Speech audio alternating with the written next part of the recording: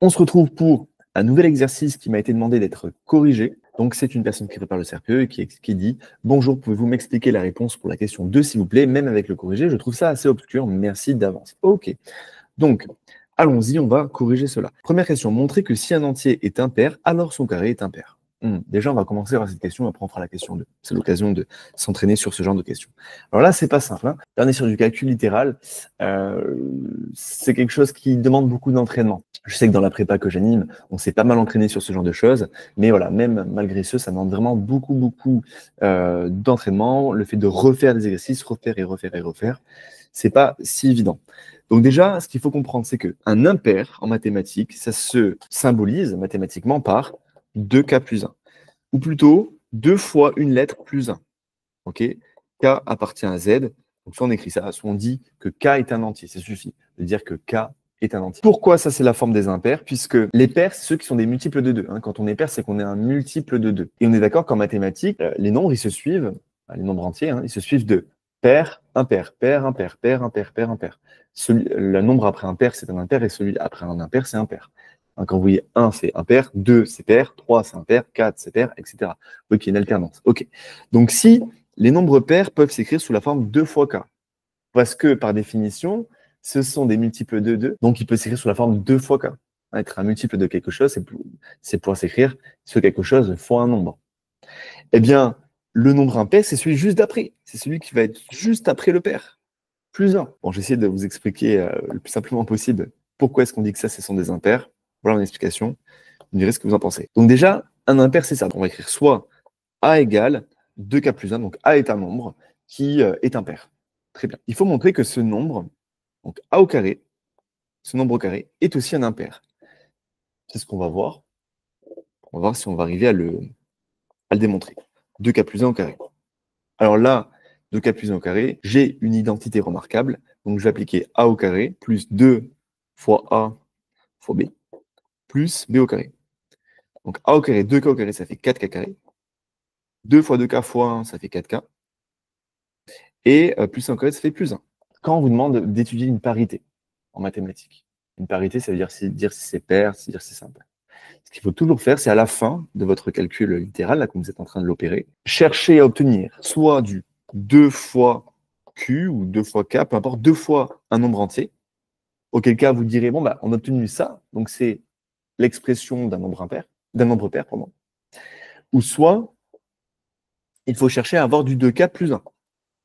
Et dans tous les cas, il faut essayer d'avoir du 2 fois quelque chose ou du 2 fois quelque chose plus 1.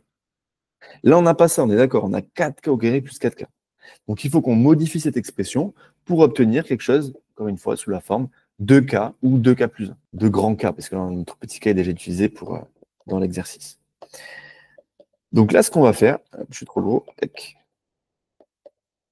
c'est qu'on va, je vais faire apparaître pour que ce ne soit pas trop violent pour vous, 2 fois 2K carré plus 2 fois 2K plus 1. OK. Là, j'en ai d'accord, j'ai réécrit exactement la même chose. C'est juste que les 4, je les ai remplacés par 2 fois 2. Normalement, ça ne devra pas trop vous perdre. Bien là, ce que je vais faire, c'est que je vais factoriser par 2. Et on va souvent faire ça quand on étudie la parité. On va factoriser par 2. On va mettre en évidence 2. Parce que, donc, factorisation, je rappelle que on regarde ce qui est en commun, donc là, c'est 2. Et, donc, 2. Et on réécrit tout le reste. Ça et ça. Donc, on va simplement factoriser cette première partie. 1, on ne va pas le factoriser parce qu'il n'a pas de 2. Ce n'est pas très pertinent. Donc, 2K carré plus 2K. Je réécris. D'accord? Je réécris dans ma factorisation les parties en jaune. Hop, même le plus. D'accord? Donc, je mets 2 en facteur et j'écris 2K carré plus 2K plus 1. Ça marche. Et là, en fait, je viens d'obtenir exactement ce que je voulais. Pourquoi? Puisque ça, là, c'est un nombre entier. Parce que initialement, on a dit que K était un entier. Donc, soit vous écrivez K appartient à Z, soit vous écrivez en toutes lettres K est un entier. Je prends un entier, si je multiplie par 2, ça reste un entier. Ça va pas pouvoir créer un nombre à virgule. On est d'accord? Un entier au carré, pareil. Et 2 fois un entier au carré, pareil. Donc, cet ensemble aussi est un entier. On obtient un résultat de la forme 2Q plus 1 avec Q un entier. Donc, ça, c'est précisément l'expression d'un nombre impair. On a dit que les nombres pairs, c'était 2 fois un entier, les nombres impairs, c'était 2 fois un entier plus 1. Et bien ça, c'est l'expression d'un impair. Vu qu'on a obtenu en faisant le carré d'un nombre impair quelque chose qui peut aussi s'écrire sous la forme d'un nombre impair, alors ça veut dire que le carré d'un nombre impair est aussi impair. Pour que ce soit plus crédible pour vous, imaginons que je prenne un entier qui est impair, par exemple 3. Bah, 3 au carré, ça va faire 9, et 9 est toujours impair, ça fonctionne.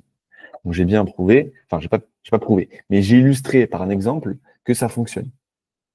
C'est pas suffisant pour dire que ça fonctionne toujours, hein. D'ailleurs, si vous avez eu l'idée de faire ça, de prendre un exemple et de rader et de montrer que ça fonctionne, et de dire bah du coup, ça y est, ça marche, ça fonctionne pas comme ça. On peut pas faire ça en mathématiques. On peut pas, pour prouver que quelque chose est vrai, donner juste un exemple. Parce que c'est pas parce que votre exemple fonctionne que tous les exemples qui sont possibles fonctionneraient aussi. Vous comprenez l'idée? Donc il faut passer par le calcul littéral, comme on vient de le faire ici. Bon, ça c'était pour le 1. Question 2, quel est le reste dans la division euclidienne par 8 du carré d'un nombre impair? Bon, déjà, on voit que dans la question 2, on évoque le carré d'un nombre impair, tandis que la question 1, on parlait aussi du carré d'un nombre impair. Donc, déjà, il faut comprendre que ces deux questions sont en lien, très probablement. Ce n'est pas pour rien que en 1, on nous a demandé de faire ce que l'on nous a demandé. Donc, probablement qu'on va devoir réutiliser ce que l'on a trouvé en 1 pour s'aider pour la question 2. Donc, dans la question 1, on avait montré que un nombre impair au carré, ça pouvait s'écrire sous cette forme-là, 2k plus 1 au carré, et donc ça faisait ça, 4k carré plus kk plus 1. On va reprendre ça. On va appeler soit b un nombre impair au carré,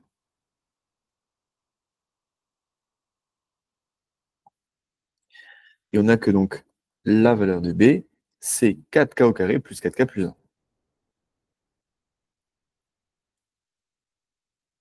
Ok. Ensuite, ce qu'on va faire, c'est factoriser par 4k, parce que ça va nous arranger. On va se retrouver dans une situation qui est assez confortable. Si je factorise par 4k, ce premier terme, eh bien, il va lui rester simplement k, et celui-ci va ne lui rester plus rien, parce qu'on a déjà pris tout 4k. Dans ces cas-là, s'il ne reste plus rien, c'est 1. Ok. Là, ce qu'on s'aperçoit, c'est qu'on a, on peut l'écrire différemment, 4 fois k fois k plus 1 plus 1. Donc là, on est toujours sur un nombre impair qui est au carré, ça donne ça, très bien. On va se focaliser sur cette partie-là, k fois k plus 1. Alors, k fois k plus 1, c'est deux nombres consécutifs qui sont multipliés entre eux. On est d'accord? On a k et on a k plus 1. Donc, c'est deux nombres entiers consécutifs qui sont multipliés entre eux. L'un est donc pair et l'autre impair, c'est ce que j'expliquais tout à l'heure. Les nombres alternent entre pair et impair. Du coup, si on a deux nombres qui se suivent, qui sont multipliés entre eux, c'est bien la multiplication entre un nombre pair et un nombre impair. On ne sait pas lequel est pair, lequel est impair. Là, on peut dire que supposons que k est pair. Dans ces cas-là, on a k plus 1 qui est impair. Si k est le nombre pair, on peut donc écrire k égale à 2L. L appartient à Z. L un entier. Pourquoi? Parce que, encore une fois, si on est pair, si on est un nombre pair, ça veut dire qu'on peut s'écrire comme 2 fois un entier. Hein, c'est la définition d'un nombre pair. Donc toute cette expression, finalement, on peut l'écrire 4 fois 2L fois k plus 1 plus 1. C'est-à-dire B égale à 8 fois L facteur de k plus 1 plus 1. C'est une forme en ligne, si vous voulez, d'une division euclidienne. Vous savez, cette fameuse division euclidienne, si on devait l'écrire ici, c'est la division euclidienne, on a dividende, diviseur, quotient et reste. Bon, ben ici, ce serait notre nombre impair qui est divisé par 8. Ça donne L fois K plus 1 en termes de quotient, et il reste un reste de 1. D'accord? Donc ça, si ça ne vous parle pas, il faut vraiment que vous révisiez les notions du cycle 3. J'ai fait des vidéos sur la chaîne où on reparle de la division euclidienne. Mais ça, c'est bien l'expression d'une division euclidienne. On a bien diviseur fois quotient plus le reste. Pour être certain que c'est bien l'expression d'une division euclidienne, il faut bien que le reste soit inférieur au diviseur. Donc là, on est bien sur une situation où on a un nombre impair au carré, c'est celui qu'on a posé, qui peut s'écrire comme 8 fois machin plus 1, c'est-à-dire être divisé par 8, ça donne un certain nombre, et le reste va être 1, un nombre entier, et le reste est 1. Donc à la question Quel est le reste dans la division euclidienne par 8 du carré d'un nombre impair? Eh bien, le reste, ça va être 1. Vous voyez ici dans l'expression que notre nombre impair au carré, encore une fois, s'il est divisé par 8, ça donne un certain quotient, et il va rester 1. Et là, ce que vous pouvez me dire, c'est « Ok, mais là, c'est un peu bizarre parce qu'on a choisi que c'était ce cas-là qui était le nombre impair. Pourquoi on n'a pas choisi l'autre ?» En fait, ça ne va rien changer parce que si je reprends cette expression, et donc, je rappelle, le raisonnement, c'était qu'on multiplie deux nombres consécutifs, deux nombres entiers consécutifs, du coup, il y en a un qui est pair, l'autre qui est impair. Donc, il y en a un qui peut s'écrire sous la forme 2 fois un nombre entier. Et bien, si je décide que c'est lui qui peut s'écrire sous la forme 2 fois un nombre entier parce que c'est lui qui est pair, ben, ça ne va rien changer, puisque je vais avoir ici 2L à la place de K plus 1, et je vais avoir 2L fois K, donc ça fait 8L fois K plus 1. Et donc, si j'ai 8L fois K, 8L fois K plus 1, on va avoir exactement la même chose. Hein. Je mets ça sur le côté, hein. Je vais avoir 8 fois L fois K plus 1.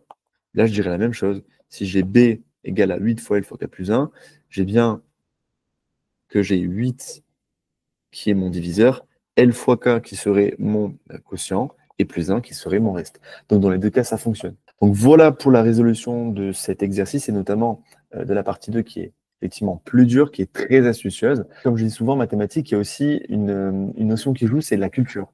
C'est-à-dire, à force de faire des exercices, de voir des petites techniques, même de lire des corrigés, c'est pas grave de pas forcément comprendre toutes les techniques au premier abord, ou en tout cas de les trouver soi-même, mais simplement de les lire, de les comprendre, de comprendre comment ça fonctionne, pour la prochaine fois, si on tombe sur des exercices qui y ressemblent, pouvoir utiliser ces petites gymnastiques d'esprit, ces petites techniques qui, au premier abord, évidemment, paraissent un peu compliquées. Les mathématiques, c'est ça. Souvent, il y a de la culture à développer. Et pour ça, il faut faire des exercices. Entraînez-vous, faites des exercices. Et si vous sentez que vous n'avez pas des automatismes, que vous manquez d'entraînement, que vous manquez de retour sur ce que vous faites, n'hésitez pas à rejoindre la prépa que j'anime. Elle a justement pour objectif de vous faire développer vos automatismes et de vous préparer progressivement avec un niveau de difficulté sur les exercices qui va augmenter. Pour plus d'informations, le lien est en description. Également, si vous avez une question en mathématiques, un exercice que vous voulez que je résolve, n'hésitez pas à laisser votre question ou une photo de votre exercice sur mon groupe Facebook. Le lien est également en description.